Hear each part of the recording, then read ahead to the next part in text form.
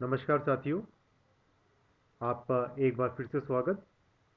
Mission प्रेरणा के इस orientation programme में आपने अभी तक मिशन प्रेरणा के उद्देश्य एवं लक्ष्य को समझ लिया है। प्रेरणा घोषणा किस प्रकार होगी, इसके क्या क्या चरण हैं, ये भी आपको अच्छे से समझा दिया गया है। थर्ड पार्टी इवैल्यूएशन प्रक्रिया को जानना बहुत महत्वपूर्ण है। कक्षावार एवं विषयवार लर्निंग आउटकम्स की परिभाषा एवं प्रेरणा सूची क्या होती है, इसको भी आपने अच्छे से समझ लिया है। प्रत्येक छात्र की लर्निंग आउटकम्स की उपलब्धि को प्रेरणा तालिका में कैसे लिखेंगे, ये बहुत इंपॉर्टेंट है और ये आपने अभी तक समझ लिया है।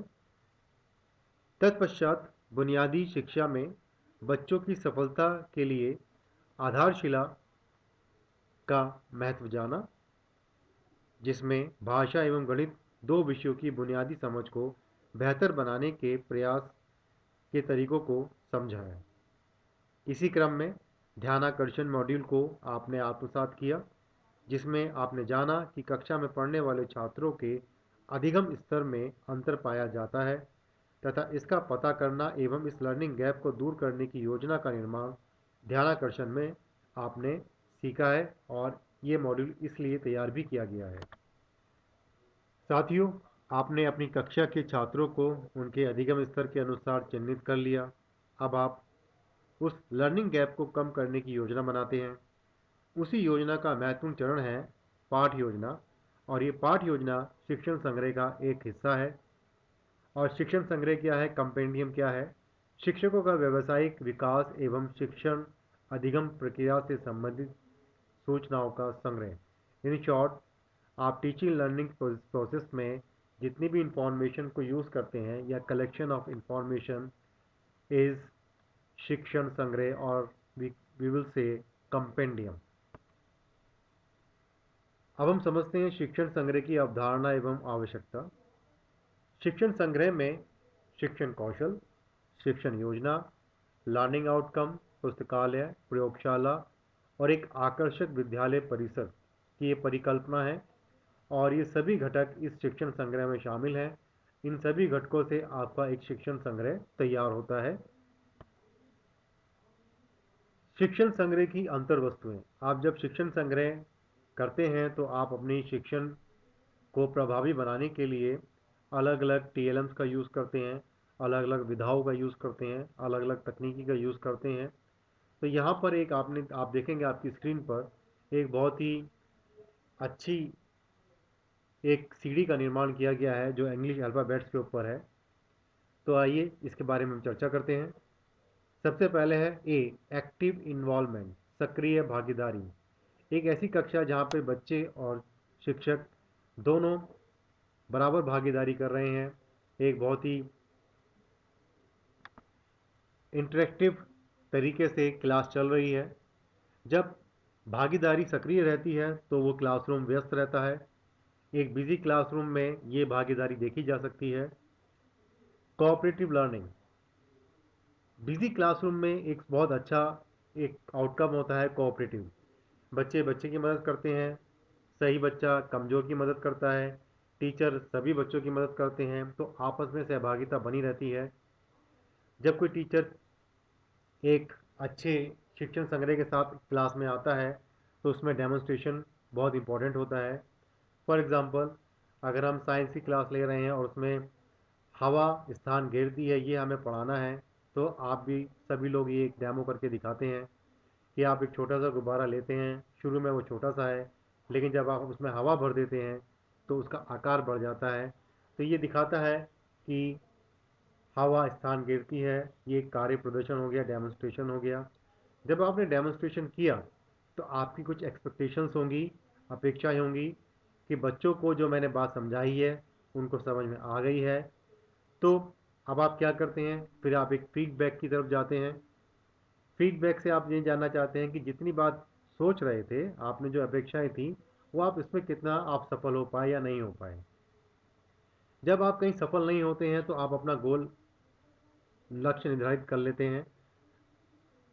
गोल सेटिंग हमारा ये बताती है कि अब हमें अगला पाठ या अगला पाठ्यक्रम जो भी हमें पढ़ाना है, हमें इस तरह से पढ़ाना है कि जो बच्चे पीछे रह रहे हैं उनको भी इसमें शामिल कर लिया जाए, और एक नई विधा के साथ हम नए टॉपिक को नए तरीके से सभी तक पहुंचाएं। कक्षा एक बहुत ही जीवंत वातावरण होता है। वहाँ पे अगर आप थोड़ा बहुत हास परिहास, थोड़ा हंसी मजाक रखेंगे तो बच्चे भी खुश रहेंगे, आप भी खुश रहेंगे, और आपस में सामंजस्य बना रहेगा। फिर आती है बात इंडिविजुअल नीड्स की। देखिए, प्रत्येक बच्चा डिफर होता है, हर बच्चे की अपनी अपनी आवश्यकताएं होती हैं, किसी की कम किसी की ज़्यादा। इसके लिए मैं आपको एग्जांपल देता हूँ। आपने एक पिक्चर देखी है आमिर खान की तारे ज़मीं पर। उसमें जो उसका स्टूडेंट था वो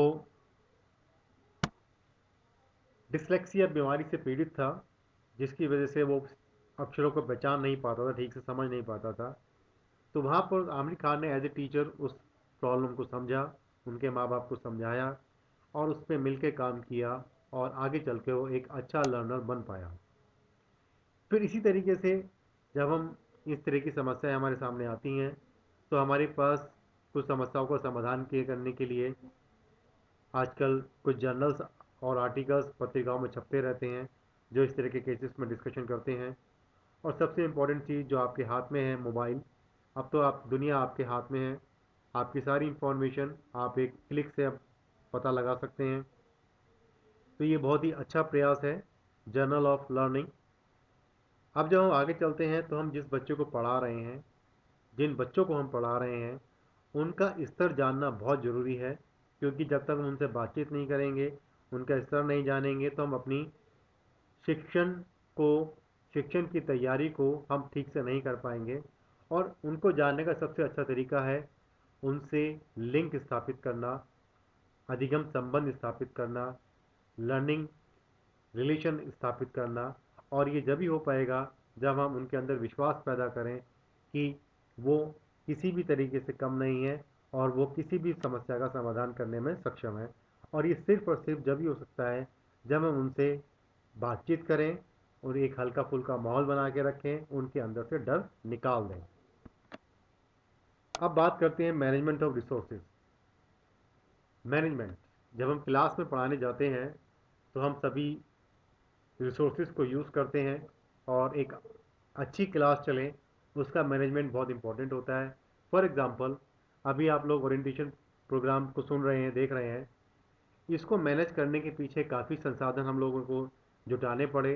जब संसाधन हमने जुटाए तो उनको तरीके से एक सिस्टमाइज किया, मैनेज किया, और आप तक पहुंचाया।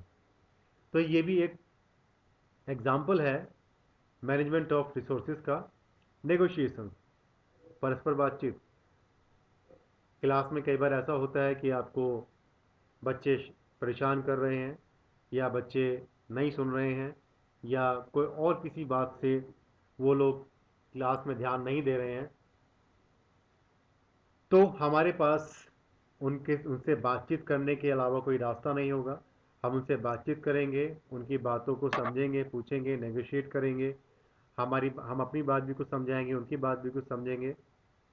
तो ऐसा हम लोग क्लास में अक्सर करते हैं, और ये करना बहुत ज़रूरी भी है।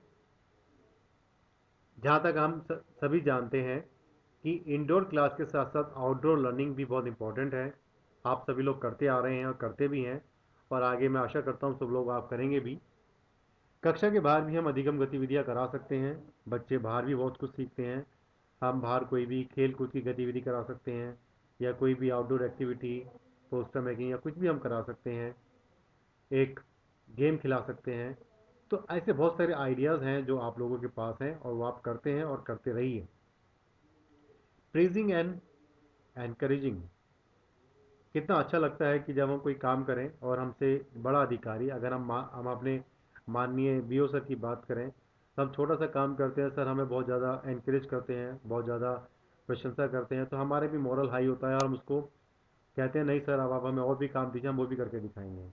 तो यही प्रोत्साहन, यही प्रशंसा अगर बच्चों के साथ करें तो बच्चे दुगनी मेहनत से आगे आते हैं और दुगना काम करके दिखाते हैं। क्लास में क्विज़ कराना एक बहुत अच्छी विधा है।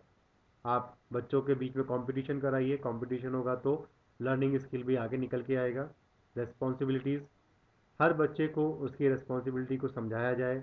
उसको बताया जाए कि क्लास में आपको कैसे बैठना है, कैसे आपको बाहर जाना है, कैसे पूछ के बाहर जाना है, कैसे पूछ के अंदर आना है, किस तरीके से क्लास में बैठना है, स्कूल के अंदर कैसे रहना है, घर में कैसे रहना है, how you have to behave like a responsible person. तो ये सारी बातें हमें उनको समझानी है और उनको दिमाग में ये बातें डालनी भी हैं। ये अपार्ट ऑफ करिकुलम पढ़ाई या कोई जो हम किताबों से किताबी पढ़ाई से अलग है। सक्सेस एक्सपीरियंस, हम कोई भी काम करेंगे तो हमारे पास दो ही चीज़ें होंगी, या तो हम उसमें सफल होंगे या फिर असफल होंगे। तो दोनों अनुभव हमारे पास होते हैं, दोनों अनुभव बच्चे के पास भी होते हैं और आपके पास भी होते हैं। वो अनुभव हमको सिखाते हैं कि हमें आगे की स्ट्रेटजी कैसे करनी है। Team teaching and collaborative effect, दल शिक्षण, यानी कि ये एक एग्जाम्पल के तौर पे मैं यहाँ बताना चाहता हूँ कि जैसे ये हमने एक प्रोग्राम तैयार किया है, इस पीपीटी के माध्यम से हमने बहुत सारा मटेरियल हमने पढ़ा। तो हमने चारों एक साथ बैठे, हमने इसको समझा और एक दूसरे की सहायता करी और एक टीम तैयार हो गई और हम आपको पढ़ा रहे हैं, बता रहे हैं। तो ये एक बहुत ही अच्छा प्रयास होता है, टीम टीचिंग। फिर आता है बात अनएक्सपेक्टेड एनकाउंटर्स। जब आप क्लास कर रहे होते तो आपको बहुत सारे अनवांटेड सिचुएशन क्रिएट हो जाती है। फॉर एग्जांपल हमें अभी अगर हम बात करें, मैं आपको ओरिएंटेशन प्रोग्राम करा रहा हूँ और बीच में कोई इलेक्ट्रिसिटी चली जाए या बीच में कोई इंटरप्शन हो जाए तो मेरा ये सब प्रोग्राम थोड़ा सा डिस्टर्ब हो जाएगा। तो ये प्रॉब्लम आए और बिना इस प्रॉब्लम के साथ साथ भी हम ये काम करते रहें, कोई काम ना रुके, ये सब हमारे चैलेंजेस हैं, यही एनकाउंटर्स हैं हमारी परिस्थितियों में। इन्हीं को हमें देखना है, समझना है और यही आपकी टीचिंग लर्निंग में भी आएंगी। तो आपको उस पर काबू पाना है। अपनी शिक्षण शैली में विविधता लाएं, नई नई चीज़ें उसके अंदर लाएं। ये आपको नयापन लाएंगी, आपकी शिक्षण शैली में भी नयापन आएगा और आपकी नॉलेज भी एनहेंस होगी। ये बहुत इंपॉर्टेंट है। वर्किंग एटमॉस्फेयर, कहीं भी काम करेंगे वहाँ का एटमॉस्फेयर बहुत ज़्यादा पे करता है। आपका एक हेल्दी एनवायरनमेंट होगा तो आपकी एक पॉजिटिव एनर्जी भी आपके साथ दुगना काम करने को प्रोत्साहित करेगी और आप दुगनी मेहनत से, दुगनी लगन से आप उस कामकाजी माहौल में अपने आप को स्थापित कर पाएंगे। एक्सरे फॉर इवैल्यूएशन, एक्सरे, आपको कोई बीमारी हो जाती है तो डॉक्टर आपका एक्सरे करता है। इसी तरीके से बच्चे को आपने पढ़ाया, समझाया, रटाया, कुछ भी किया, अब एक अब एक बिंदु आएगा जहाँ पर आपको उसका मूल्यांकन या परीक्षण करना है कि जो भी आपने उसे सिखाया है उसने उसको कितना आत्मसात किया है, कितना सीखा है। तो उसका तरीका है मूल्यांकन और परीक्षण। वाई स्टैंड फॉर यू, आप शिक्षक। तो ये सारी प्रक्रिया आपके द्वारा ही है, आपके द्वारा है, आपकी कक्षा में है और आपके बच्चों के लिए है। और ये सब होगा जब आपके अंदर जोश और उमंग पूरी तरीके से हो। और मैं जानता हूँ जहाँ भी हम जोश और उमंग से काम करते हैं वहाँ हम अपना 100% देते हैं। अब बात आती है शिक्षण योजना क्या, क्यों व कैसे। तो क्या का उत्तर है, सीखने सिखाने की प्रक्रिया में ये एक मार्गदर्शक की भूमिका निभाता है। क्यों? शिक्षण को अधिक प्रभावी बनाने के लिए शिक्षण योजना बनाई जाती है। हम अपने शिक्षण को और कितना प्रभावशाली बना सकते हैं, ये इसका उत्तर है। कैसे? शिक्षण योजना को लर्निंग आउटकम्स के आधार पर बनाया जाता है। साथियों, इस बार हमारा लर्निंग आउटकम पे बहुत ज़्यादा फोकस है। जितने भी एग्ज़ाम हो रहे हैं सब लर्निंग आउटकम बेस पे है। तो हमारा ये मोटिव है, हमारा ये लक्ष्य भी है और यहाँ पर हमें इसे अपनी शिक्षण योजना में भी शामिल करना है और ये बहुत इम्पॉर्टेंट पॉइंट है। प्लीज़ इसको ध्यान रखिएगा। अब आपकी शिक्षण योजना का आधार क्या होगा? इसमें कक्षावार, विषयवार लर्निंग आउटकम्स आप निर्धारित करेंगे कि आप जिस भी कक्षा को पढ़ा रहे हैं और जिस भी विषय को पढ़ा रहे हैं उसका लर्निंग आउटकम ये होना चाहिए और इसको मैं इस शिक्षण पद्धति से हासिल कर पाऊंगा। दूसरा है कक्षावार विषयवार पाठ्य पुस्तकों में पूर्व निर्धारित दक्षताएं। तो किसी भी कक्षा या विषय में जाएंगे तो पुस्तकों में पहले से ही एक दक्षताएं निर्धारित होती हैं कि जब आप ये पाठ पढ़ाएंगे तो इन बच्चों को ये आ जाना चाहिए। तो ये तो निर्धारित हो गई। लेकिन जब आप प्रैक्टिकली काम करते हैं तो आप खुद जानते हैं कि बच्चों के साथ कितना काम करना है और कितनी मेहनत से काम करना है और बच्चों को किस तरीके से सिखाना है। तो आपकी अपनी भी एक एक्सपेक्टेशन होती हैं, उसको पूरा करने में आपको अपनी टीचिंग पद्धति को, टीचिंग लर्निंग ट्रांजेक्शन को उतना ही इम्प्रूव करना है। ये आपकी प्राथमिक जिम्मेदारी है। साथियों, शिक्षक डायरी ये आप लोग पहले से बनाते आ रहे हैं और आप भी बनाते ही हैं और आगे भी बनाएंगे। तो इसके लिए मैं थोड़ा सा आपको आगाह कर देता हूँ। अब आगे से जो भी आप काम करेंगे एक शिक्षक डायरी मेंटेन करेंगे और आप सभी को अपने काम इसके अंदर शो करना पड़ेगा, लिखना पड़ेगा। शिक्षक योजना का प्रारूप कैसा होगा मैं आपके सामने स्क्रीन पर है, और आपको जो कंपेंडियम नाम से जो मॉड्यूल आप लोगों को पहुंचाया गया है, आप अगर उसमें देखेंगे तो आपको बहुत सारे इसके एग्जांपल्स मिल जाएंगे, आप उसमें देख सकते हैं। प्रत्येक शिक्षक को सप्ताह में किए गए शिक्षण कार्य का विवरण बना के रखना है और इस प्रपत्र को 50 पृष्ठ शिक्षक डायरी में संलग्न करना होगा और इसको सर्टिफाइड करने की जिम्मेदारी प्रधानाध्यापक की होगी। प्रत्येक कक्षा में प्रत्येक टीचर द्वारा जो सब्जेक्ट लिया जा रहा है उस सब्जेक्ट की प्रेरणा तालिका जरूर बनी होनी चाहिए। कोई भी आएगा प्रेरणा तालिका पर ही फोकस करेगा और उसी के आधार पर आपका टीचिंग लर्निंग ट्रांजेक्शन का इवैल्यूएशन होगा। प्लीज़ इसको अपडेट करना ना भूलिएगा। और मैं फिर से बता दूं, इसकी जिम्मेदारी क्लास टीचर या सब्जेक्ट टीचर के साथ साथ प्रिंसिपल और इंचार्ज की भी होगी। अब इन लर्निंग आउटकम्स को प्राप्त कैसे करेंगे? तो हमारे पास बहुत सारे माध्यम हैं जो हमारी इसमें मदद करेंगे। जैसे आईसीटी का प्रयोग, आपने निष्ठा ट्रेनिंग में आईसीटी का कैसे प्रयोग कर सकते हैं इसके बारे में भी सीखा था। आपके पास मोबाइल है, इस मोबाइल में बहुत सारे ऐप्स, गैजेट्स आपके पास हैं, आप उसको यूज़ कर सकते हैं, अपनी टीचिंग पेडागोजीज में शामिल कर सकते हैं। विद्यालय भवन बाला, आपने देखा होगा आपके सारे भवन प्रिंट रिच हो गए हैं, सभी को नए नए कलाकृतियों से बना दिया गया है और आपको ये भी बोला गया है कि आप अपने कक्षा कक्ष को भी फुल ऑफ इंफॉर्मेशन कर दीजिए, चार्ट यूज़ करिए, दीवारें रंग करिए और उसमें जगह जगह इंफॉर्मेशन लिखिए और उन बच्चों को ताकि रोज़ाना देखें और वो उसको समझें।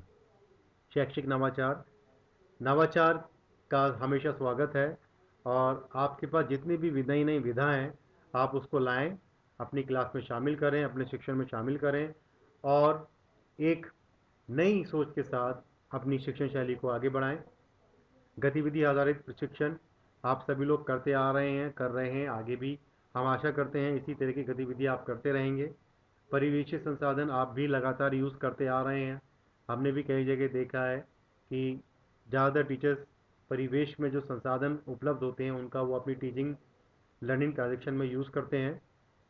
बैठक व्यवस्था, क्लास में हम लोगों की एक बैठक व्यवस्था होती है, अब तो सभी के पास बेंचेस आ गई हैं, लगभग नहीं आई है तो पहुंच जाएंगी। तो आपने देखा होगा पिछले साल जीएल की एक प्रोग्राम चला था तो उसमें एक व्यवस्था की गई थी बैठने की, यू शेप या सी शेप। तो एक अच्छी व्यवस्था है, कोशिश करें कि आप बच्चों को सुव्यवस्थित तरीके से बैठाएं। सामुदायिक ज्ञान का उपयोग बहुत ही इम्पोर्टेंट है। आपके सभी स्कूलों में पुस्तकालय के लिए किताबें आ चुकी हैं, कुछ स्कूलों में प्रयोगशाला भी खुल चुकी है, उसका सामान भी आ चुका है। तो याद रहें कि आपके बच्चे प्रत्येक सप्ताह या 15 दिन में पुस्तकालय ज़रूर जाएं और इसका रिकॉर्ड मेंटेन रखें। जिन स्कूलों में प्रयोगशाला है उनके subject teacher, science subject teacher, please ध्यान रखें बच्चे प्रयोगशाला में लगातार जाएं और वहाँ पे प्रयोग करें, इसका भी आपको रिकॉर्ड मेंटेन करके रखना होगा। शिक्षा किताबी नहीं है, हम जो भी पढ़ा रहे हैं किताब हमारे लिए एक टूल है जो हमने यूज़ किया, हमने हमारे लिए एक टीचिंग एड है, लेकिन हमारा जो मेन उद्देश्य है वो है पर्सनैलिटी डेवलपमेंट। हम किसी भी हम अपने बच्चों को या अपनी पर्सनैलिटी को भी अच्छे से डेवलप करके रखते हैं, तो हम भी कोशिश करेंगे बच्चों में भी वो सारी अच्छी बातें उनके अंदर आएँ। देख सकते हैं, इसके लिए हमारे पास कुछ की पॉइंट्स हैं। प्रातः और सांध्यकालीन सभा कर सकते हैं, सह शैक्षिक गतिविधियाँ हो सकती हैं, व्यावसायिक परामर्श है, व्यक्तिगत स्वच्छता है, जीवन कौशल विकास है। ये विभिन्न घटक हैं, आइए इसके बारे में जानते हैं। प्रातःकालीन प्रार्थना सभा आप सभी लोग कराते भी हैं। उसमें प्रत्येक दिवस अलग अलग प्रार्थनाएं आप भी कराते हैं, प्रतिज्ञा कराते हैं। राष्ट्रगान तो सभी स्कूलों में होता है। कुछ स्कूल्स मुख्य समाचारों की हेडलाइंस पढ़वाते हैं, स्वास्थ्य के बारे में चर्चा करते हैं। प्रधानाध्यापक के द्वारा पूरे दिवस कौन कौन से कार्य संपन्न किए जाने हैं इसकी जानकारी दी जाती है। कक्षा 4 ये करेगा, कक्षा 5 वो करेगा, या कोई भी कक्षा या कोई भी छात्र ऐसा काम करेगा, उसको काम बांट दिया जाता है। थोड़ा अभ्यास भी कराया जाता है, पीटी व्यायाम भी कराया जाता है, और पंक्तिबद्ध ढंग से छात्रों को कक्षा में प्रवेश किया जाता है। दोपहर में यानी कि संध्याकालीन में भी हम लोग कुछ कर सकते हैं, कार्य योजना बना सकते हैं। प्रत्येक दिवस देश की एकता को प्रकट करने वाला एक राष्ट्रगीत हम लोग गा सकते हैं, बच्चे गाएं। कोई व्यायाम या योग क्विज करा सकते हैं। कोई विशेष गतिविधि आधारित हम लोग विषय से संबंधित विज्ञान, हिंदी, अंग्रेजी किसी में भी हम करा सकते हैं। पर्यावरण संरक्षण, जल संरक्षण आदि पर चर्चा हो सकती है। और नैतिक शिक्षा जो बहुत ज़रूरी है, जो आजकल के माहौल में शायद कम होती जा रही है, उसका भी हम लोग सदुपयोग कर सकते हैं, और अपनी दोपहर की सभा में इसको हम शामिल कर सकते हैं। सह शैक्षिक गतिविधियाँ, को स्कॉलस्टिक एक्टिविटीज़, हम अपने बच्चों को देखते हैं प्राइवेट स्कूल में बच्चे नाचना, गाना, खेलना, कूदना, कॉम्पिटिशन्स वगैरह में पार्टिसिपेट करते हैं। तो वही सब चीज़ें अगर हम अपने स्कूल में ले आएँ, बच्चे उसमें पार्टिसिपेट करें, तो देखेंगे आप बच्चे कितने जल्दी घुल मिल जाएंगे, और बच्चों का स्टे बैक भी कम हो जाएगा, और वो रोज़ाना स्कूल आएंगे। विज्ञान और गणित क्लब की स्थापना भी कर रही है अपने स्कूलों में, जिन्होंने किया है बहुत वो बधाई के पात्र हैं। कार्यानुभव, शिल्प, क्षेत्रीय विशिष्टता, ये सब हमारे इम्पोर्टेंट शैक्षिक गतिविधियाँ हैं। बाल संसद मैक्सिमम स्कूलों में कागजों में है, लेकिन ऑपरेशनल नहीं है, लेकिन आप कोशिश करें कि ये ऑपरेशनल हो, जाके दिखाई दे। और इन सभी गतिविधियों से हम बच्चों के अंदर भावनात्मक और सृजनात्मक जो मानसिक शक्ति होती है उसको हम इम्प्रूव कर पाएंगे। साथ ही साथ हम बच्चों को उनके व्यवसाय में भी परामर्श दे पाएंगे। कई बार ऐसा होता है कि कोई बच्चा यदि किसी पेशे, उसके परिवार में कोई काम होता है, किसी पेशे को बिलोंग करते हैं, और बच्चे को भी लगता है कि नहीं मुझे ये काम नहीं करना है, मैं किसी और में जानना चाहता हूँ, उसका इंटरेस्ट कुछ और है। तो यहाँ पर हम बच्चों को उनकी दक्षताओं के आधार पर, उनकी क्षमताओं के आधार पर, उनकी रुचि के अनुसार उनको परामर्श दे सकते हैं, उनका मार्गदर्शन हम कर सकते हैं। व्यक्तिगत स्वच्छता बहुत ज़रूरी है। आज का परिवेश देख लीजिए, आज हम घर में घुसेंगे तो भी हाथ धोएंगे, बाहर जाएंगे तब भी हाथ धोएंगे। आज की परिस्थिति थोड़ा विपरीत है, लेकिन इस पर विपरीत परिस्थिति में भी आपने एक चीज़ नोटिस कर लिया कि आपके हाथ धोने की जो आदत है वो अब नियमित तौर पे हो गई है। तो इससे अलग जब हम अपने नॉर्मल स्कूल डेज़ की बात करते हैं, तो हमें बताना है बच्चों को कि उनको नियमित हाथ धोना, नियमित ब्रश करना, प्रतिदिन नहाना, शौचालय को स्वच्छ रखना, नाखून काटना, और बहुत सारी चीज़ें जो स्वच्छता के अंतर्गत आती हैं उनको करनी चाहिए, अपनानी चाहिए, और स्वच्छ आप खुद भी रहना है और अपने आसपास के माहौल को भी रखना है। ये बहुत इम्पोर्टेंट है। जीवन कौशल विकास, देखिए, पढ़ना लिखना और चीज़ों को समझना, साथ ही साथ जीवन को आगे बढ़ाना।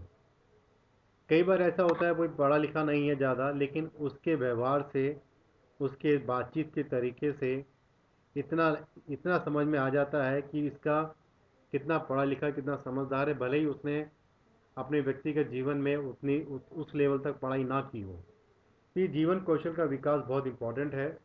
इसके अंदर आप देख सकते हैं बहुत सारे घटक हैं, जैसे समभाव होना, सबके समान, सबके लिए समान भाव, स्वजागरूकता, पारस्परिक संबंध, सबसे संबंध अच्छे बना के चलें, प्रभावी संप्रेषण, अपनी बात को अच्छे से समझाएं, समस्या है तो उसका समाधान भी ढूंढें। निर्णय लेने की शक्ति होनी चाहिए, बीच में नहीं रहना चाहिए, सृजनात्मक सोच होनी चाहिए और समालोचनात्मक सोच भी रखनी चाहिए, क्योंकि कभी कभी लगता है कि हमके कोई बात थोपी जा रही है, हमें ये पसंद नहीं है, तो उसकी आलोचना भी हमें करनी चाहिए।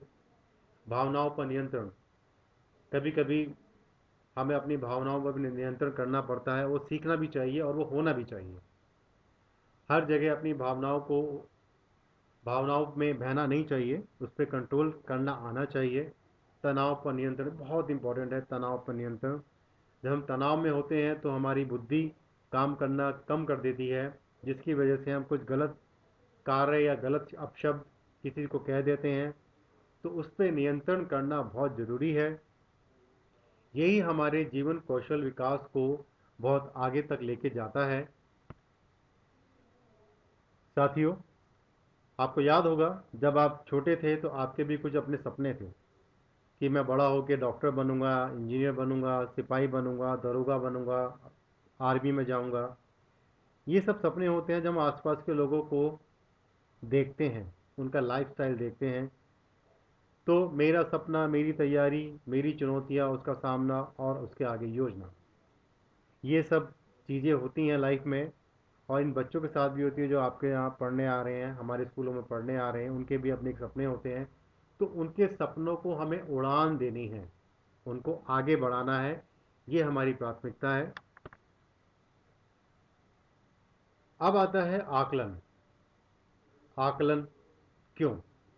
देखिएगा, आपने इतनी सारी चीज़ें बच्चों को दी, आपने पढ़ाई कराई, आपने एक्टिविटी कराई, आपने उसे पर्सनालिटी डेवलपमेंट की शिक्षा भी दी, आपने कौशल विकास की भी शिक्षा शिक्षा दी उसको, नैतिक शिक्षा दी, इतनी सारी शिक्षाएं आपने दी हैं।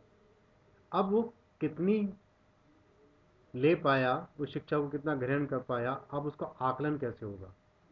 तो आकलन के बहुत सारे आपके पास मापदंड हैं, जैसे बौद्धिक विकास कितना हुआ उस बच्चे का, शारीरिक विकास कितना हुआ, सामाजिक विकास कैसा है, भावनात्मक विकास कैसा है, सांस्कृतिक विकास कैसा है। ये बहुत ज़रूरी है और इनका आकलन करना भी बहुत ज़रूरी है, क्योंकि यहाँ से हमें पता लगेगा कि यह बच्चा इस क्षेत्र में तो आगे है और इस क्षेत्र में पीछे है। तो वहाँ जहाँ पीछे है हमें उस पर और भी काम करना है और उसको सभी क्षेत्रों में बराबर लेके आना है। अब बात करते हैं आकलन के तरीकों की। आकलन के तरीके दो प्रकार हैं, एक मौखिक है, एक लिखित है। हम छोटे बच्चे से मौखिक प्रश्न पूछते हैं तो हम आकलन लगा लेते हैं कि बच्चे को हिंदी आती है या गणित आता है या नहीं आता है। जब हम बड़े बच्चे की बात करते हैं तो वहाँ पर हम थोड़ा उनको लिखने का भी काम पकड़ा देते हैं मौखिक के साथ साथ, कि उसकी कॉपी में उसने कैसा काम किया, अभ्यास में कैसा काम किया है और हरी पट्टी पे कितना काम कर रहा है। ये सब हमारे पास तरीके हैं अलग अलग। तो ये हमारे पास दो तरीके हो गए आकलन के। जब आपने आकलन कर लिया तो आपके पास एक फीडबैक होगा, आपके पास एक रिपोर्ट कार्ड होगा। उसका आप उपयोग कैसे कर पाएंगे, बच्चों के साथ कैसे होगा, कहाँ कहाँ उनको सुधार और सहायता की आवश्यकता है वो आप पता लगा पाएंगे। उनको कहाँ पे आपको प्रोत्साहन देना है, किस क्षेत्र में आपको उनको प्रोत्साहित करना है, ये आप पता लगा पाएंगे। और पिछले कार्यों से प्रगति की तुलना कर पाएंगे, भाई पिछले महीने यहाँ तक करा था, अब ये यहाँ तक कर पा रहा है, तो इसकी प्रगति रिपोर्ट अच्छी है। अब आती है बात शिक्षक के साथ कैसे होगा ये। शिक्षक के साथ में आप स्वयं की समीक्षा और सीखने सिखाने की उपयुक्त प्रक्रियाओं का पालन में आप लोग इसको समझ सकते हैं। अभिभावकों के साथ कैसे उपयोग करेंगे, आप अभिभावक को लेके बैठेंगे, उनको समझाएंगे और बच्चों की सहायता के लिए एक ज़रूरी स्ट्रेटेजी डिस्कस करेंगे। बच्चे की रुचि कौशल अवलोकन करेंगे, भाई बच्चे का रुझान किधर है, उसका किस तरह का कौशल है उसके अंदर, उसको आगे बढ़ाएंगे। और उसमें अगर कोई कमी है तो उसके सुधार में भी सहयोग में ये फीडबैक आपके काम आएगा। विद्यालय नेतृत्व, नेतृत्व की बहुत इंपॉर्टेंट बात है, बहुत इंपॉर्टेंट होता है नेतृत्व। कोई भी टीम होती है, मान लो इंडिया की क्रिकेट टीम है, और उसको जीतने के लिए सबसे बहुत महत्वपूर्ण होता है उसका कैप्टन कौन है। तो यहाँ पर किसी भी मिशन की सफलता के लिए रचनात्मक नेतृत्व आवश्यक है। ये स्टेटमेंट है हमारे माननीय भूतपूर्व राष्ट्रपति श्री एपीजे अब्दुल कलाम जी का, और उन्होंने इस छोटी सी बात में बहुत सारी बातें समझा दी हैं कि नेतृत्व हमारे लिए बहुत इम्पोर्टेंट है। नेतृत्व की आवश्यकता और उसके गुण क्या क्या होंगे देख लीजिए। मैंने अभी आपको क्रिकेट टीम की बात किया है, लेकिन हमारी टीम तो हमारा स्कूल है, स्कूल के बच्चे हैं, तो हमें उन्हीं पर ध्यान देना है। जब भी आप शैक्षिक नेतृत्व के गुणों की बात करेंगे तो आपका विजन स्पष्ट होना चाहिए, आपकी कार्य योजना भी स्पष्ट होनी चाहिए, भविष्य की चुनौतियां क्या हैं उसका भी आपको ध्यान रखना है, टीम स्पिरिट के साथ आपको काम करना है, सभी को साथ लेके चलना पड़ेगा, और स्वयं को दूसरों के समक्ष उदाहरण के रूप में प्रस्तुत करना पड़ेगा। You will have to set an example in front of the others rather than giving the instruction you have to follow fast. Please mind it. नेतृत्व की अपनी एक शैली होती है यहाँ पर हमारे, क्योंकि लोकतंत्र है तो यहाँ पे अलग अलग तरीके की होती है। सत्ताधारी निरंकुश नेतृत्व होता है, कहीं कहीं कहीं लोकतांत्रिक होता है, कहीं स्वतंत्र शैली होती है। तो ये नेतृत्व की शैलियाँ हैं जो आपने अलग अलग जगह अलग अलग समय पर देखी हैं। विद्यालय का विजन, देखिए हर विद्यालय का अपना एक विजन होता है।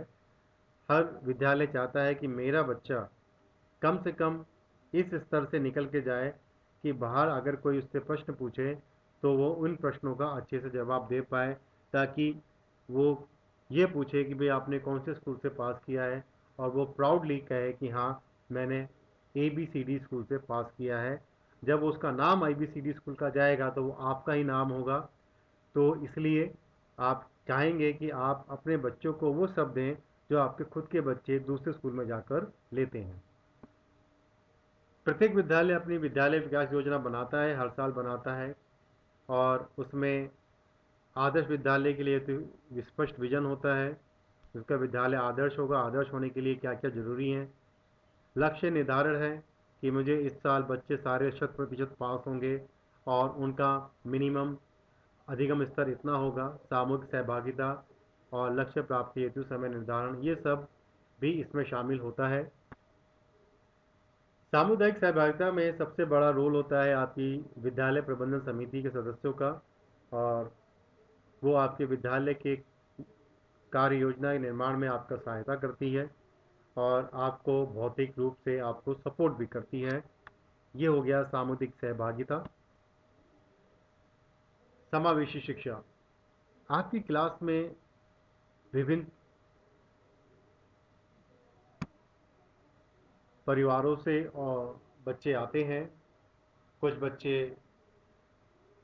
आ, हम कहेंगे उसको, वो विविध होते हैं, उनके अंदर विविधता होती है। कुछ मानसिक रूप से विविध होते हैं, कुछ शारीरिक रूप से विविध होते हैं।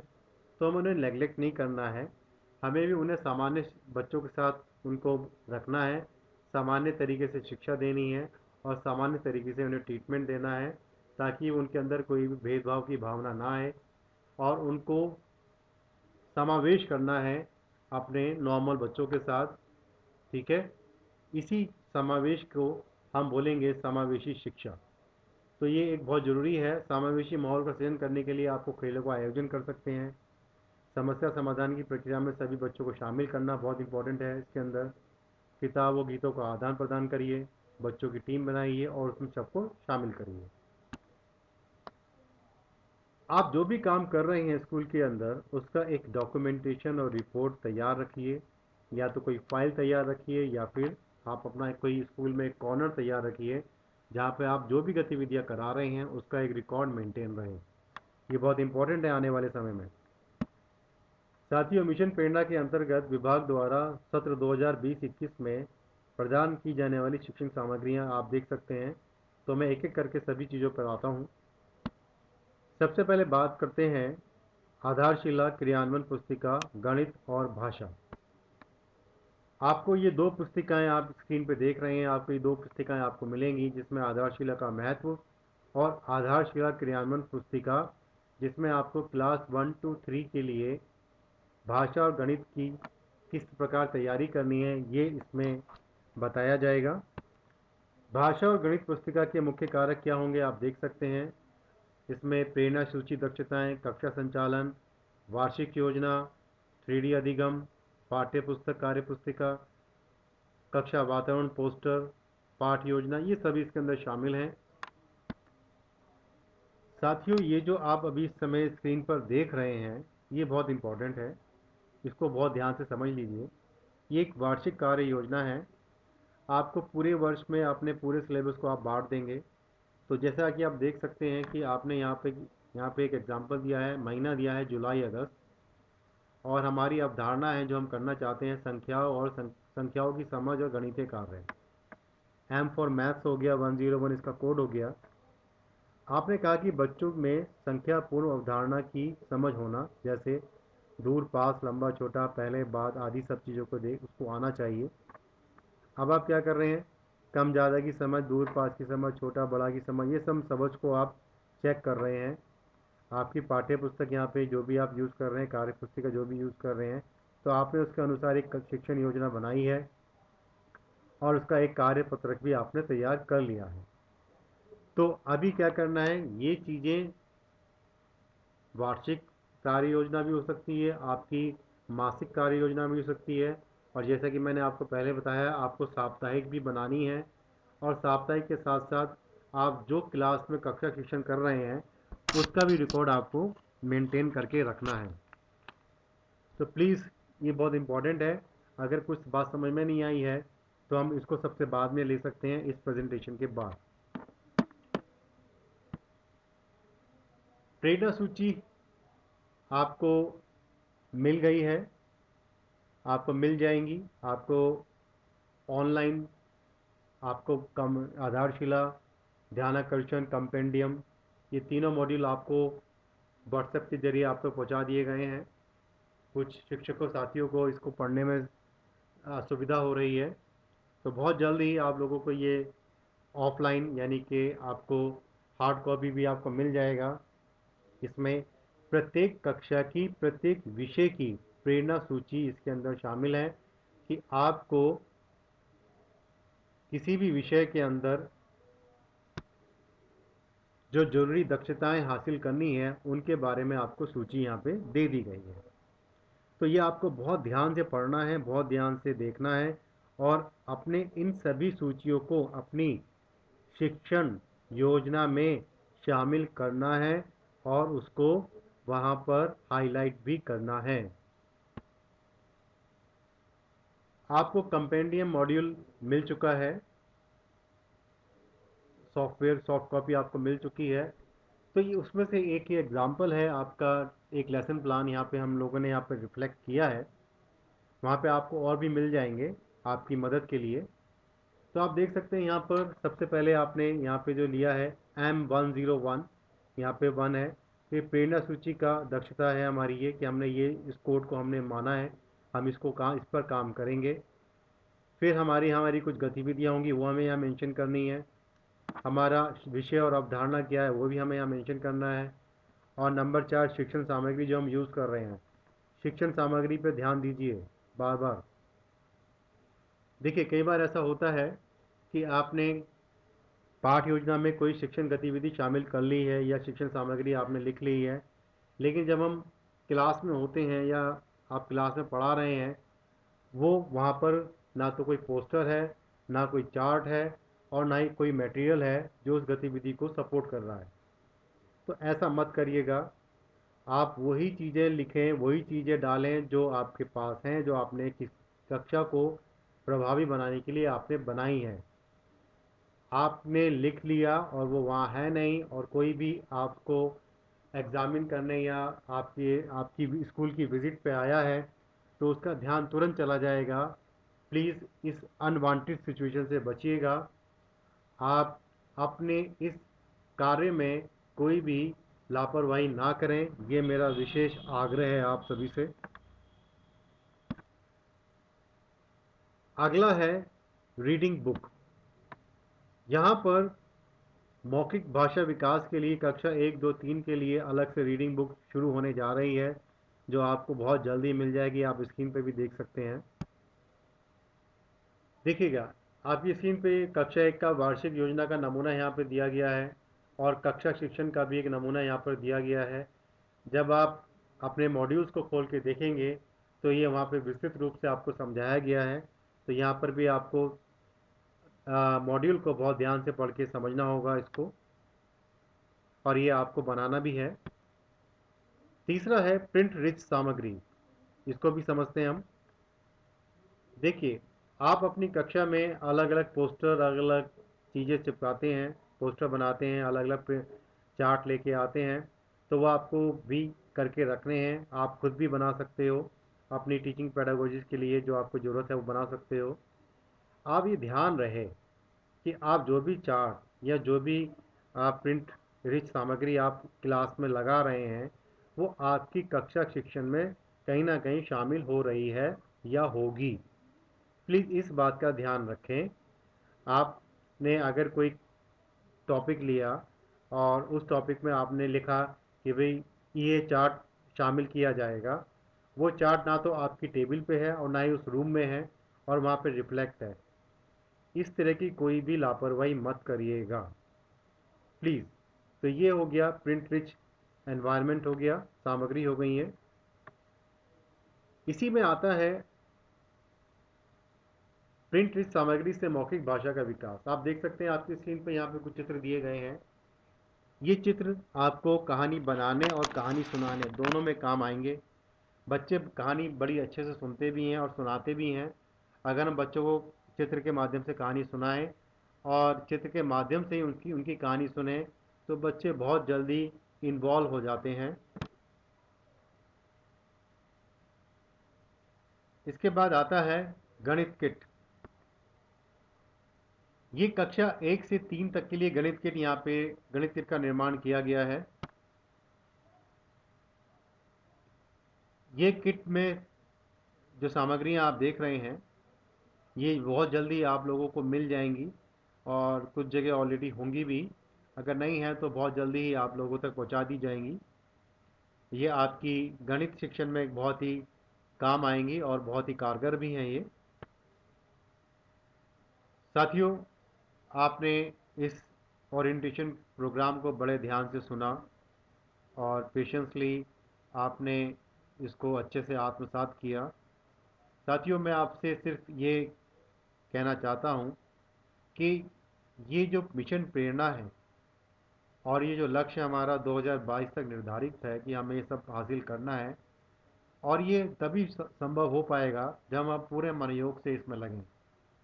जैसा कि आप जानते हैं, हमारे सम्मानीय बीओ सर ने हमारे ब्लॉक को प्रेरक ब्लॉक घोषणा में शामिल कर लिया है, और वे जब ही पॉसिबल हो पाएगा जब हम सभी लोग अपने लक्ष्य में पूरे मनोयोग से लग जाएं, और ऐसा कोई भी लक्ष्य नहीं है जिसको हम और आप मिलकर हासिल ना कर सकें। इन्हीं शुभकामनाओं के साथ मैं आप सभी का धन्यवाद करता हूँ। नमस्कार।